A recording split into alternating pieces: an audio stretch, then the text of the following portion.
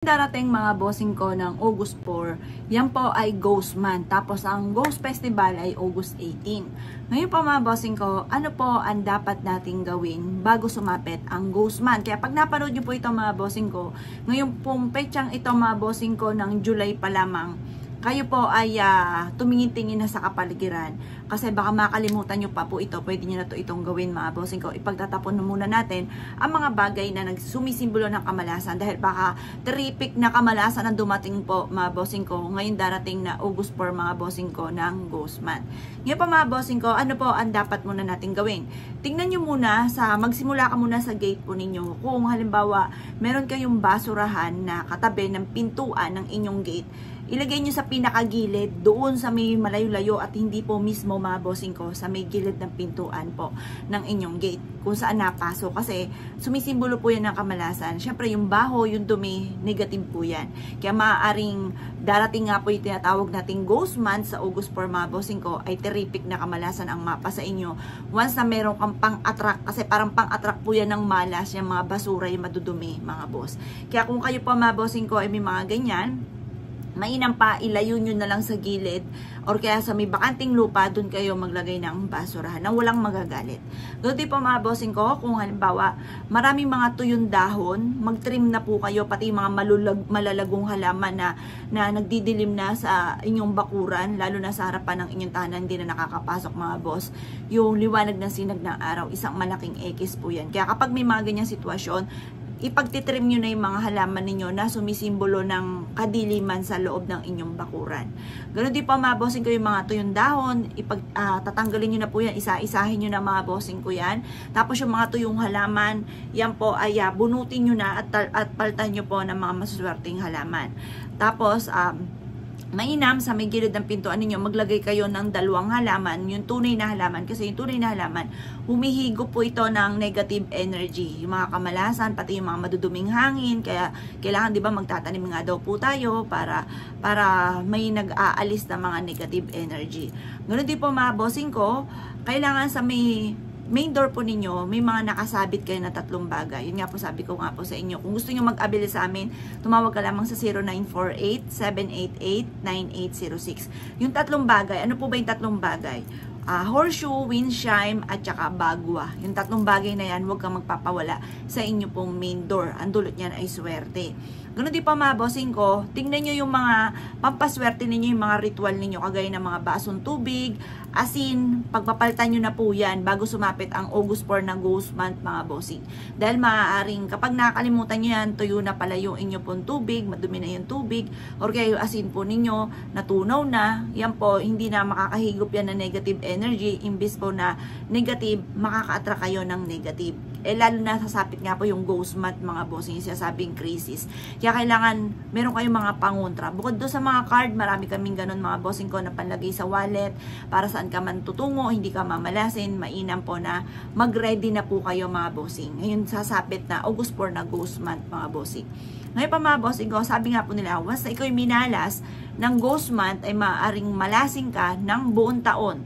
Parang 1 taon ka mamalasin, matatanggal ang kamalasan ninyo sa susunod mula na taon ng 2025 na Ghost Month.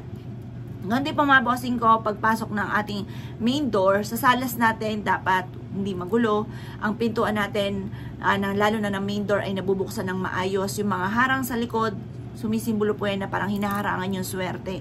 Kaya alisin nyo yung mga harang, kailangan pagbukas ng pintuan, na o-open ng maayos ang pintuan at malinis ang inyo pong salas. Ganun din pa mga bossing ko, sa inyo pong kusina, ang kusina, yan ang isa sa mga pinakamayor din na dapat malinis. Kasi dyan tayo nagluluto. Pansinin nyo mga bossing ko, kung magulo yung kusina, magulo yung bahay, pahirapan para magkaroon ng pera, pahirapan para kumita ng pera. Ultimong pagkain, wala mga bossing. Pansinin nyo, halimbawa, sinuswerte ka ngayon, tapos biglang dumating yung inaalat ka na.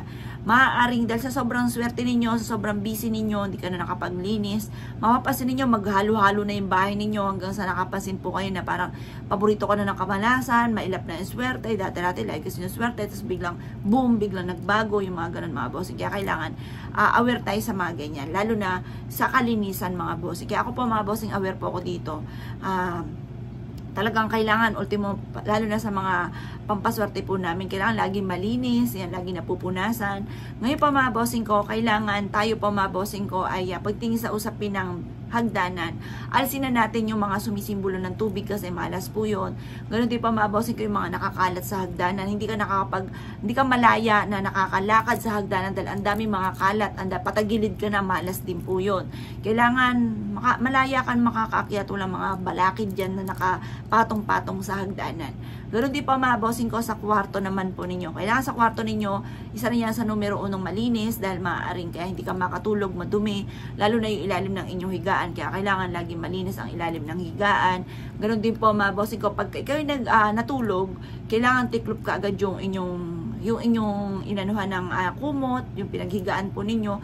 Malas po kasi mga bossing ko kapag iniiwan nyo na siya, tapos tututulugan nyo na lang, ganun pa rin, hindi mala natitiklop, malas din po yun. Ganun din po mga bossing ko ang ating CR, mas maganda mag general cleaning ka na pagkatapos lagyan nyo yung aridoro po ninyo ng isang kutsarang asin or kaya po ay suka. Tapos maglagay ka sa bawat bintana po ninyo ng bawang. Epektibo po yan mga boss. Ako po mga boss, pupunta po kayo dito sa amin. May mga bawang ako sa bintana, may mga asin po ako.